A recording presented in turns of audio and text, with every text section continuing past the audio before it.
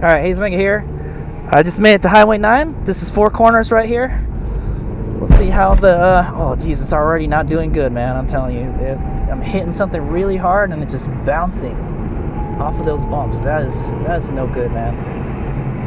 It's like you might as well not have shock absorbers at all, right? Alright, so this is the twisty part of our ride. This is the twisty downhill section of Highway 9. Heel and toe to third. Put some gas. I'm gonna brake hard now. Downshift to second. Turn in. Woo! Alright. I'm just gonna let it cruise, let it cruise, let it cruise, let it cruise. Brake at the end here. Turn in. Okay, now I thought that was gonna be a hairpin turn. Good to be prepared though. Okay, downshift in the second, heel and toe. Okay. There we go. Heel and toe the second, turn in. Give it a little bit of gas, a little bit. Alright, brake hard here at the end, turn in. Try to apex turn. Oh, I feel it understeering. I just did a 4-wheel drift right there. Thank goodness for all-wheel drive, that's all I can say. Alright. And heel and toe into third. Turn in. Okay. Take the outside, go inside. Take the middle. Try to apex it a little bit. Hit the rumble strips a little bit. Okay, brake again. Turn in. Woo! Man, this thing fucking rocks on Highway 9. It's kind of hard to see because of the glare. Alright, this is kind of sweeping corner. Keep it in third. Just feather the gas. Brake hard, brake, brake, brake, brake. Okay, turn in. There we go. Brake hard, turn in. Brakes are working great. I can feel the back starting to kick around a little bit. That's good. We're getting some oversteer. That's the good thing about the downhill. You get oversteer. Okay. Heel and toe the second. Oh, okay. Again, I messed up. I thought it was going to be another hairpin turn. It was not. Could have just kind of let off on the throttle there. I was just going to coast on down on the third. Coast, coast, coast, coast, coast, coast, coast, coast. It's fine. No need to go super fast, dude. There's nobody in front of me. What a perfect opportunity to test the Black Widow Galant VR4 on Highway 9. This is one of the most popular roads. Oh, I didn't like how that got out of gear there. I had to... Okay. Oh, this is a sweeper turn. Brake hard. Turn in. Oh, boy. Instinct this thing to know. I spun out on this turn on the Eclipse one time and it was terrifying. Alright. Double clutch in the third. Heel and toe the second. Brake hard. Brake hard, hard, hard, hard, hard, hard. Okay, turn in.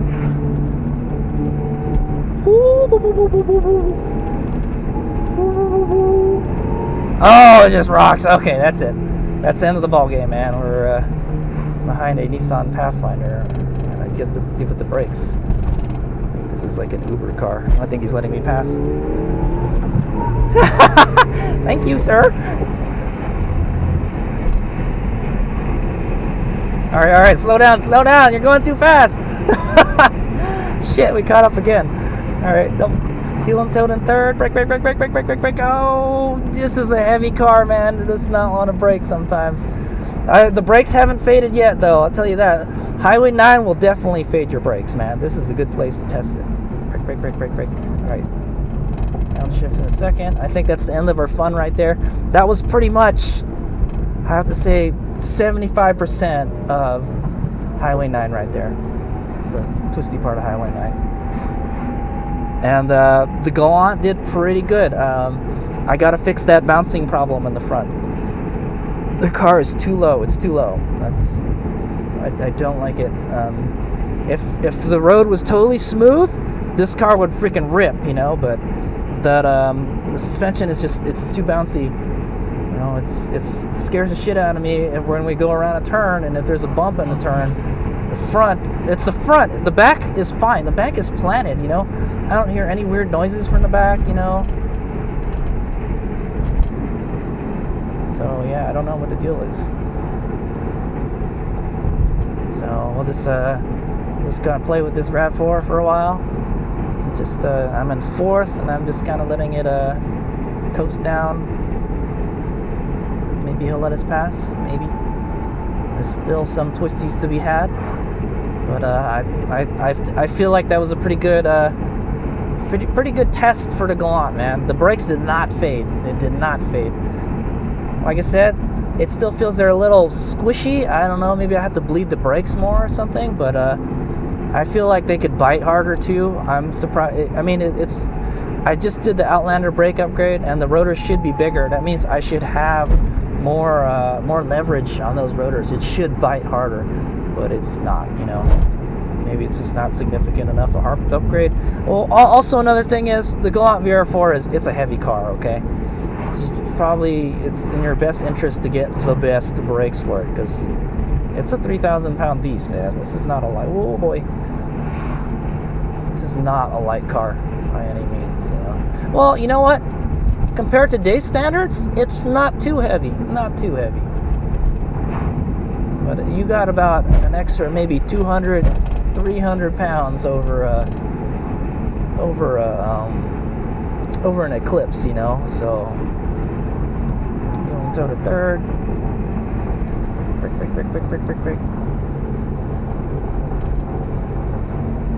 right, you want to go to second. Brake. Man, lots of braking. Yeah, it's just not a nimble enough car, you know. If the car was lighter, the brakes wouldn't matter so much. I got about half a tank of gas too, and a bunch of oil in the back, so the car's probably a little heavy, but I don't really have any complaints about the back, unless like I have people in the back, and unless I have people in the back, and it's like it squats, and then it starts scraping on the fenders. That's what I don't like. So that's another reason I want to raise the back too. So I'm pretty sure we got to raise this car. Something is limiting its travel. Come on, RAV4, let's go. Let's go. You can go faster or pull over, one of the two.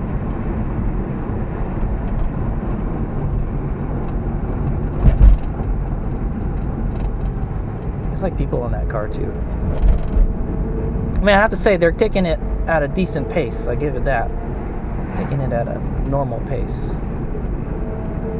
Probably not even paying attention to me being back here, you know. Ooh, there's a rock right there. Don't go on that. Ooh, there's a section here where you can get some air too. I don't think we're going to be able to get some air while we're following this RAV4. But yeah, okay. So I'm just going to do a little critiquing of the Galant VR4, little review on its performance on Highway 9 downhill. I thought it did really good, man. The handling is really good. On the bumps, it terrifies me, man. When there's a bump, jeez, dude, it scares the shit. See, look at that right there.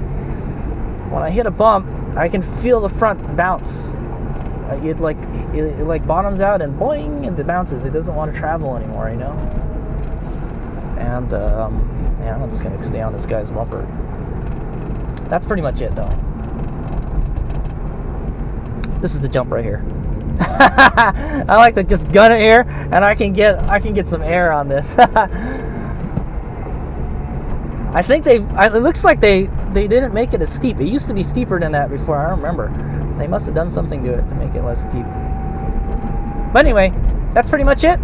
Whoa, what the hell?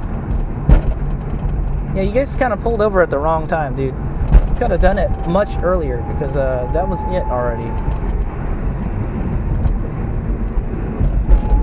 Alright, here we can attack the toll gate a little bit longer. Oh, Jesus, the bumps, man. Alright, double clutch to third, brake hard. He won't tell the second. Oh, just like a rocket out of the turn. Brake. Woo! Man! I could feel it. I could hear it. I'm like, the tire is the limit of its grip, and I'm just gonna give it some gas so it can bite a little more. You know, there's the Coney Gardens, and that's pretty much it. So I hope you guys enjoyed the driving of a Black Widow Galant VR4 on the Highway 9. That was a shakedown ride for the brakes, and the brakes did great. they did great. They didn't fade at all. I tell you that, man. Now, could I have gotten on them harder? Yes, I could have gotten on them harder, but I didn't, you know. Like I said, I was still shaking down the car. I haven't driven it too much. I didn't want to break it or anything, you know. But the car made it. I drove the car from home, San Jose, to about San Carlos on the freeway, and then I took Woodside Road all the way up. We took Woodside Road and did Kings Mountain Road. Really twisty road, really twisty. Did great on the uphill. I kind of botched one turn. I didn't slow down enough to get the car to turn. This car is wide, man. I mean, this car is long. It has a long wheelbase. You gotta slow down on the turns. It's the only way you're gonna get around those really tight ones, you know. I think we can go up a little more. So I'm just gonna head down to 85 here, Highway 85, and I'm gonna take that to watch my movie. So I hope you guys have enjoyed the drive. I felt that the car handled really good. I don't like the front suspension. The car has to be raised. That's the only way around it. I'm gonna raise the back 2 inches, raise the front 1 inch. Hopefully that will be enough.